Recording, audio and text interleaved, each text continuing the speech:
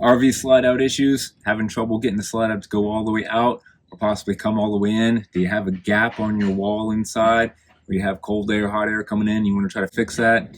Maybe the slide out's not adjusted on the right height. Well, we are going to jump underneath the RV slide out today and talk about all the ways to adjust these things to properly get them in and out and snug and tight how they're supposed to be. So stick around and let's go do it. And I hope you come soon.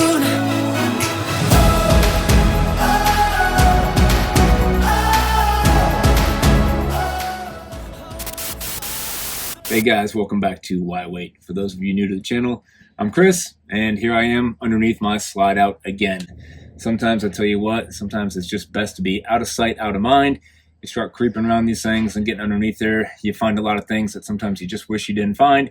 But let's be honest, you need to get under here, you need to check things out because there's a lot of stuff going on under here that you want to know about. We do have another video where we talk about all slide out maintenance and things like that. But today we are just talking about basically adjusting the slide out. There's a lot of bolts and nuts and screws and things down here that you may not know about that can actually help adjust these slide outs to bring them in snug, get them out correctly, adjust the height, and all kinds of things like that. Now, today we are basically just touching base on the hydraulic through frame slide outs, kind of like rack and pinion style with hydraulics. It's going to be very similar to like the rack and pinion with the electric slide outs. They're, I believe going to be, the bolts and nuts and things are going to be a little bit different. Basically the same principle though. So what we're basically doing today is if you're having issues with your slide outs not going all the way out, if you find yourself inside and you see a pretty large gap between the outer wall and where the slide out should be going flush up against it, there's actually a way to adjust that. And not only can you adjust that, but you can adjust some other things.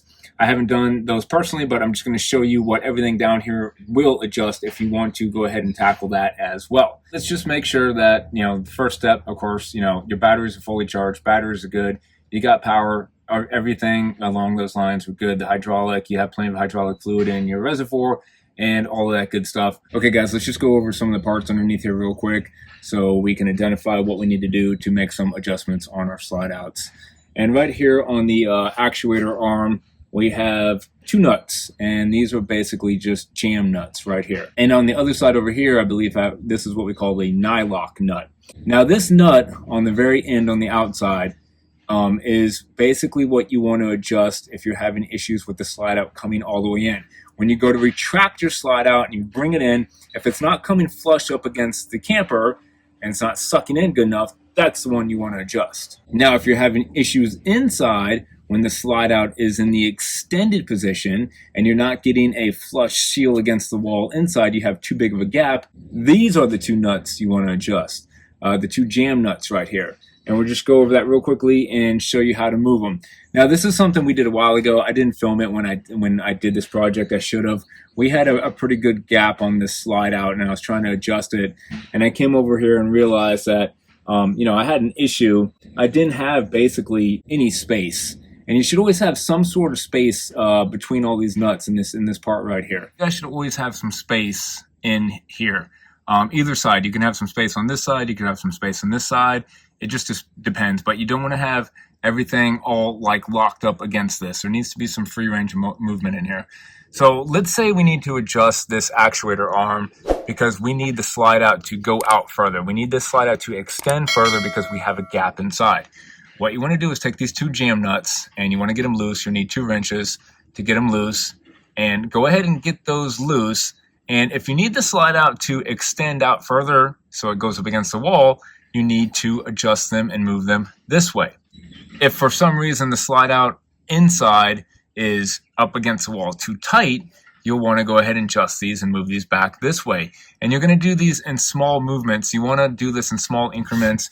You want to basically adjust these, bump the slide out in, come back, adjust these, bump the slide out, come back and adjust them until you get it right. It's a little bit of a process. And I will say, when I went to do this, it was a little bit of pain in the butt because these nuts right here were being assholes. And let me just tell you what, this hydraulic actuator right here, this has basically been 6 years since these nuts have moved, and it was basically so rusty that I could not get these nuts to go any further.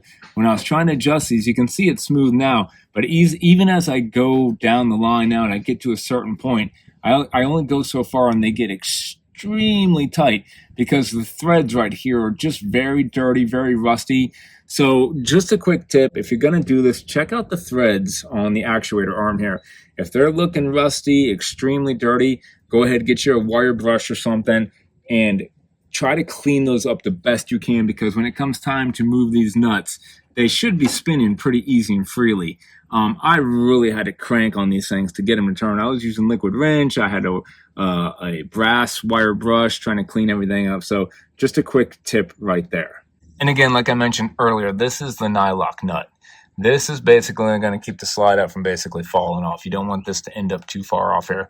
But this is if you're on the outside of your RV and you don't like the way that the slide out is coming in. It's not coming in all the way. It's not getting a nice tight connection.